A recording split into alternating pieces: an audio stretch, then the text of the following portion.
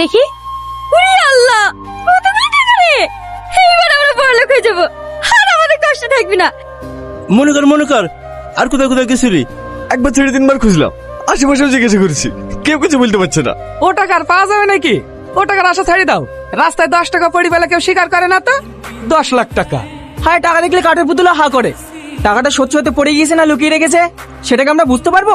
পুলিশের হাতে তুলে দাও, আপনি টাকা বেড়ে আসবে। এই মিলন, মালিক আর ঢুকা। ও আমাকে চোরের বদনাম দেবে এখানে? আমি চোর? আর 4 বছর ধরে আপনার ভেটার ম্যানেজার আছি, কোনদিন একটা টাকা দিকে দিকে হয়েছে বলতে পারবেন? আমি তোর কথা বুঝতে পেরেছি, কিন্তু লাইনে কথা বুঝতে হবে তো। কে বলেছে তোকে ওই পাগলকে ব্যাগ দিতে? ও নিজের প্যান্ট সামলাতে পারে না, টাকার ব্যাগ কি করে সামলাবে?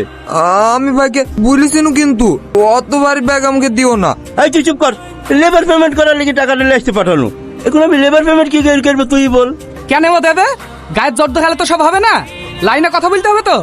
আমি কি একবার বলিস আমি দেবো না? টাকা যেহেতু আমার সাথে হারছে, বাড়ি বেঁচে হলেও টাকা লিখে দেবো। চলো বড় ভাই। মিলন, রাগ করছি কেন? একটা অ্যাক্সিডেন্ট হয়ে গেছে, ইতে তো কারোর কিছু করার নাই।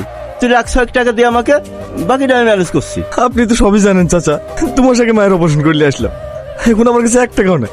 দেখি বিলের মাঠে জমিটা বিক্রি করি, যেভাবে 2 দিনের মধ্যে টাকা ম্যানেজ করে দিস। আসছি চাচা। কি যাবা? না, আমারও তো স্বপ্নে আপনার সাথে ঘুরতে যাওয়ার।